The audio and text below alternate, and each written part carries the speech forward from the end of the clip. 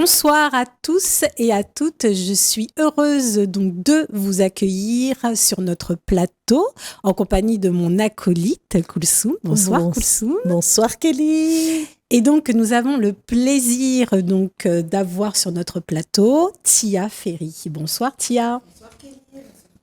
Bonsoir Tia. Donc Tia, ce n'est pas la première fois qu'on la reçoit sur le plateau, puisqu'elle était déjà venue nous présenter, c'est son 3e roman qu'elle vient présenter aujourd'hui. Donc le premier roman avait été prix flamboyant de l'auto-édition en 2021, oui. C'est bien ça, Les parfums de l'âme. Les parfums de l'âme. Qu'on va montrer là, celui-ci. Et ensuite, il y a eu en 2022, toujours au prix flamboyant de l'auto-édition, les Bataille Coq. En finaliste. En finaliste. Oui, c'est déjà bien pour une première écriture, puisque vous nous avez dit quand vous étiez sur le plateau que c'était la première fois que vous écriviez. Oui, voilà, Les parfums de l'âme, c'est le premier. C'était le premier. Oui. Et puis, le deuxième a autant de succès. Et vous voilà qui nous arrive avec Vanille Givré. Donc, à 3 quand même, on est déjà écrivain. On peut se dire qu'on est assis dans la profession. Voilà, on est un écrivain. On y rentre doucement. D'accord, très bien. On y rentre doucement. Alors, Kelly, ce 3e... Alors, donc, oui, Vanille Givré. Alors, tout d'abord... Alors moi, je dirais que donc vous œuvrez dans le genre donc du thriller, oui, voilà. Et donc, alors déjà à la couverture et au vu du titre Vanille Givré, on rentre carrément dans une ambiance assez givrée entre guillemets. Voilà, c'est un peu le jeu de mots. Le jeu de mots. Notre fameuse vanille givrée et la vanille. Le livre qui va être un peu givré. Un peu givré, voilà, dans le sens populaire du terme, où on va rencontrer un peu des personnages hauts en couleur. Assez glauque. Avec, en fait, moi, quand j'ai lu donc votre bouquin, je me suis glissée dans la peau, j'ai un peu eu, voyez, cette influence un peu des serial killers. Oui. Voilà, j'ai cru entrevoir un peu des ressemblances ou des influences de de Jeffrey Dahmer. Jeffrey Dahmer, oui. Voilà, donc c'est un personnage qui vous a inspiré. Généralement, tous les tueurs en série. D'accord, ok. Donc je m'inspire un peu de leur univers et des choses comme ça. D'accord, mais alors moi je veux rebondir sur le mot glauque, parce que si on voit l'évolution de votre écriture... pour le premier, on ne peut pas dire que c'était glauque, ni le deuxième. On n'a pas non plus cette... ce sont des romans policiers un peu plus tendres, j'ai envie de dire. Il y a pas, on ne sent pas ce côté glauque qu'on va ressentir peut-être. Ah oui, dans Vanille Givré, le ton est déjà donné. Bon, je ne déflore pas le sujet, mais c'est vrai que dès la première scène de crime, on rentre vraiment dans ce qui est dans le sujet. Dans le sujet, c'est assez trash, assez gore. Je veux dire, on tape quand même un coup très puissant. Mais c'est pas sanglant, il n'y a pas de sang. Oui, c'est une manière. Sauf qu'il y a quand même la symbolique avec justement l'illustration. On voit quand même cette main qui vient justement empêcher cette vanille de s'éclore. Alors c'est toute une symbolique qu'on va retrouver dans le livre. Et puis c'est ces chaînes-là, chaînes qui sont là tout autour avec... l'emprise, l'esclave. Exactement, voilà. Donc, il y a quand même un ancrage réunionnais très important dans le livre. Il y a une dédicace au fameux Edmond Albius, qui a donc découvert justement la fécondation de la vanille. La fécondation de la vanille. Et il y a quand même des passages fabuleux sur le paysage réunionnais au fur et à mesure qu'on suit les détectives privés. C'est une promenade en même temps. Voilà, exactement. Et donc, il me semble que vous êtes passionné par la photographie. Voilà, et c'est a ça. On dit qu'une image vaut 1000 mots. Exactement. J'ai décidé de mettre 1000 mots sur une image. C'est tout à fait ça. C'est tout bien à dit, fait ça. Voilà. C'est tout à fait ça. On a un guide fabuleux de notre île.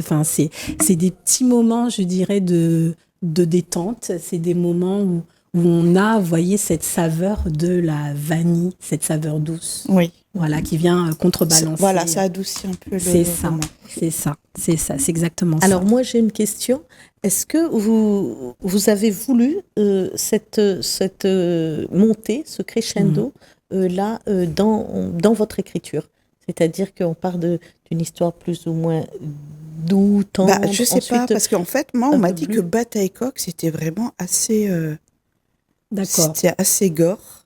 Et j'ai voulu un peu adoucir avec Vanille givrée. D'accord. Mais oui, c'est vrai que quand il est limé, que tout est limé, voilà. C'est vrai que là, c'est... Il y a des scènes quand même dans Bataille Coq de torture qui sont assez fortes. D'accord. Oui, quand il est retenu dans cette ferme, là, c'est ça? Oui, voilà, quoi. Dans ce galodrome. Ouais. D'accord. Donc, j'ai voulu un peu adoucir, mais apparemment non. Non, mais c'est toutes les façons. Je pense que ça rentre dans votre style. Oui, voilà. Et puis, comme genre, dit, quand j'écris, ça vient tout seul. D'accord. Ouais. Parce que là, en fait, ce qui est intéressant, c'est qu'on a deux intrigues en fait qui se chevauchent. Ouais. Deux intrigues en parallèle. On a donc les deux détectives, donc qui vont mener leur enquête par rapport à justement ces crimes qui sont donné lors donc du concours de la gousse d'or, c'est ça, donc voilà. un concours qui existe, oui, il est à Brapanon, c'est vrai. Ah oui, je savais pas. Voilà. Ah mince. Donc on a vraiment cet ancrage.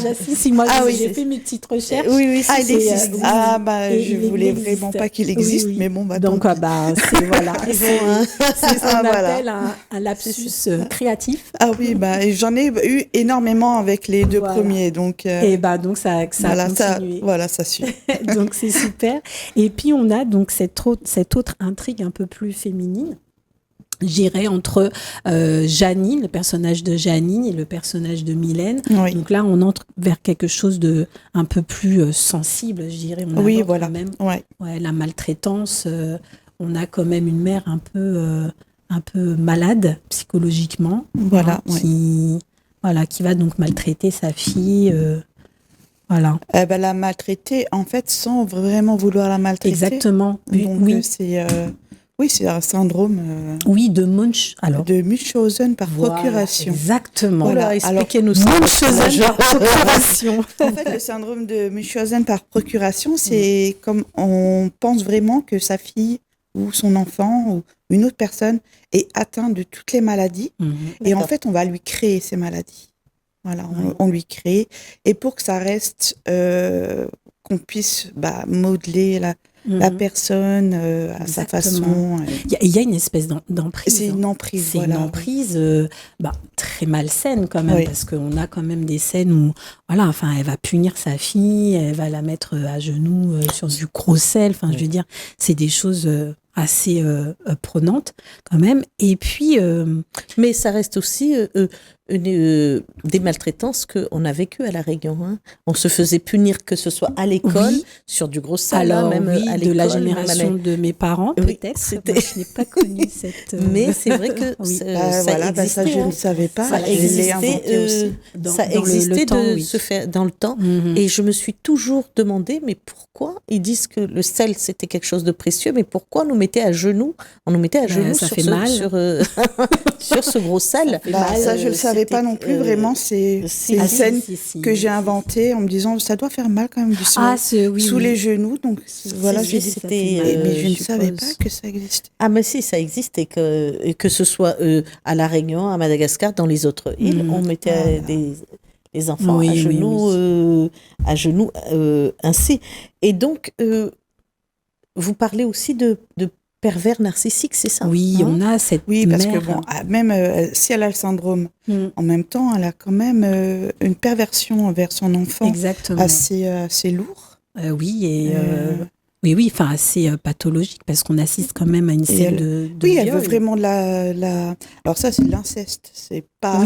Alors, on peut être pervers narcissique... Sans être incestueux. Voilà, exactement. Tout à fait. Donc, elle a tout. Ah oui, c'est ça. En fait. C'est exactement ce qui est dit dedans. Voilà. Donc, en fait, elle est pervers narcissique avec ce syndrome aussi, parce qu'elle veut vraiment garder l'emprise de sa fille, qu'elle ne grandisse pas, voilà... C'est elle et sa fille, personne d'autre. Voilà. Ah oui, elle le dit dans le bouquin, c'est toi et moi et personne d'autre. C'est toi et moi et personne d'autre.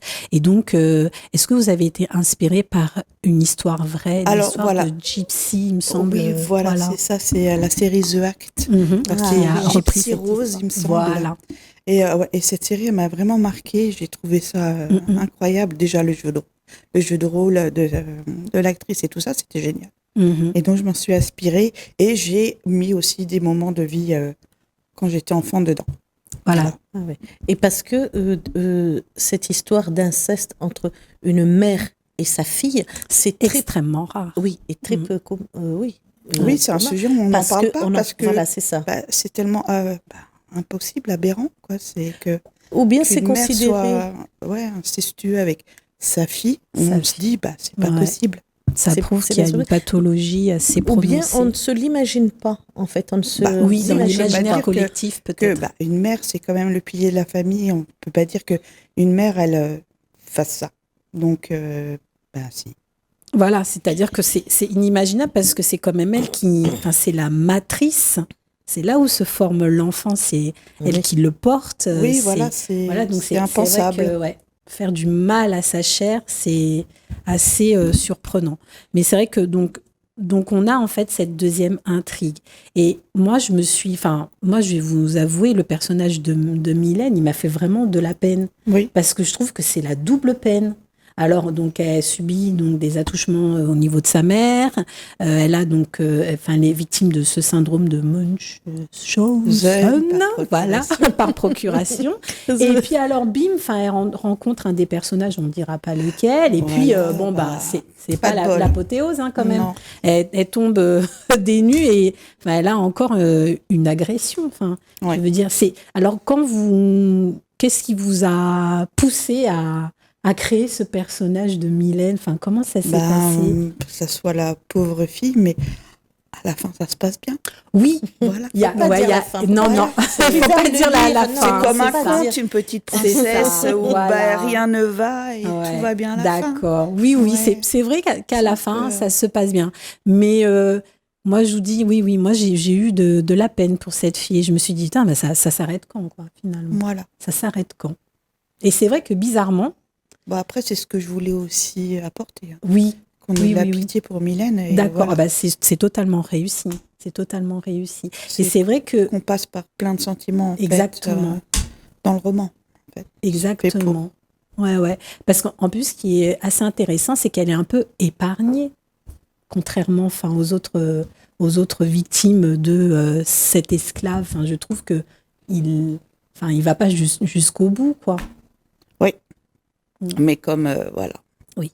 Donc, on va pas tout dire. Alors, on va revenir parce que on vous a demandé d'amener un objet qui vous caractérise.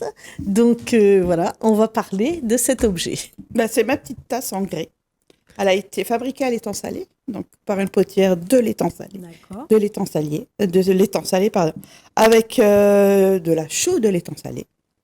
Et c'est une tasse, je bois mon café tous les jours, toute la journée. C'est vraiment ma tasse fétiche. Et c'est le premier objet où j'ai décrit dans un de mes romans, en fait.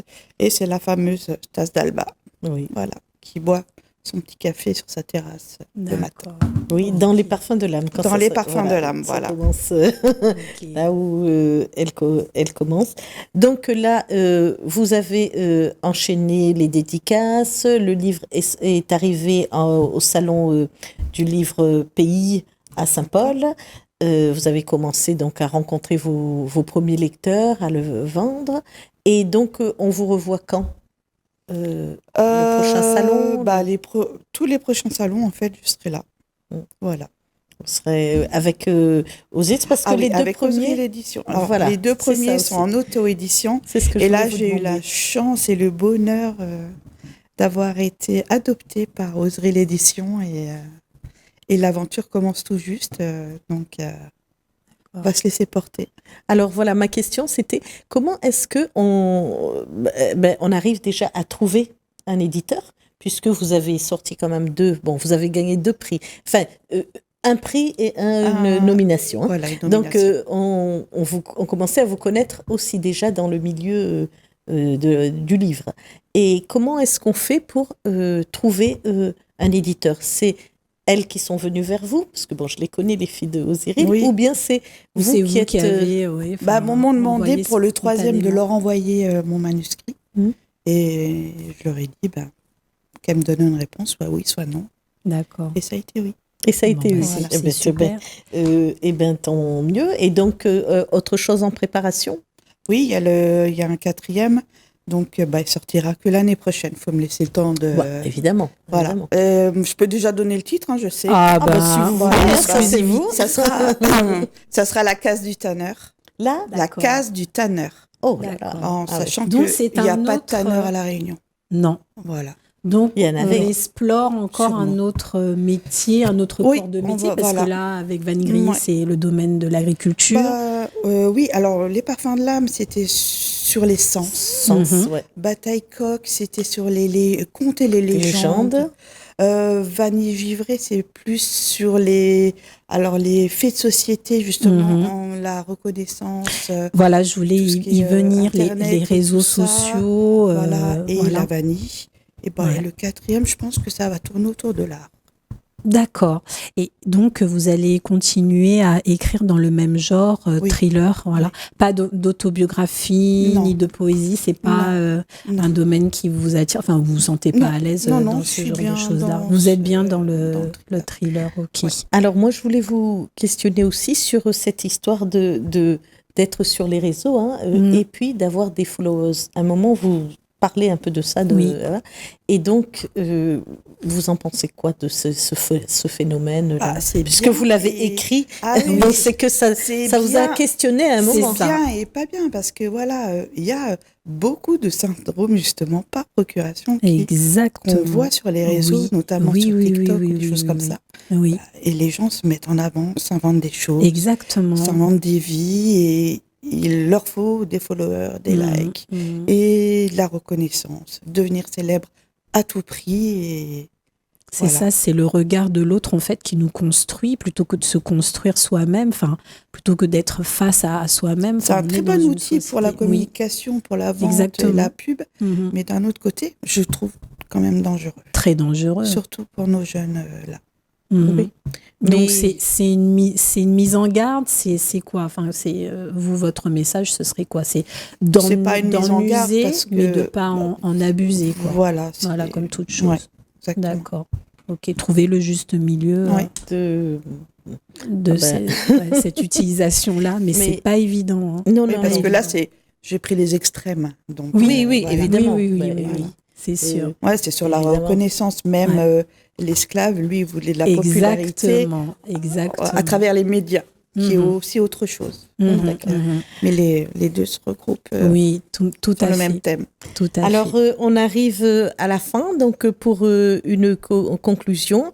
Kelly, si tu devrais définir en un ou deux mots, ou Tia, une de vous deux, si vous voulez dire un petit mot ou un petit message sur cette lecture-là ou sur cette écriture. Je laisse la parole à l'invité, ensuite je compléterai. Si tu as un message un petit message. Dire, pourquoi il faut lire ce livre, tu dirais quoi, en gros en fait, si on a envie de passer un petit moment agréable, s'évader, et puis se raconter un conte un peu de la Réunion, s'évader totalement, faut lire Vanille givrée. Ouais, original un petit peu quand même, un conte original. Kelly? Moi, je dirais pour passer un moment frissonnant, accompagné d'une petite glace à la vanille et d'un thé quand même très chaud. Pour pallier à toutes les émotions qui sont convoquées à travers cette lecture. Lisez Vanille givrée. D'accord. Voilà. Et donc, je vous remercie. Merci Tia, merci Kelly. Merci Koulsoum, merci Tia. Merci beaucoup. Et merci à tous. Oui, et nous espérons vous revoir bientôt. Pour le 4e. Bonne soirée. Au revoir.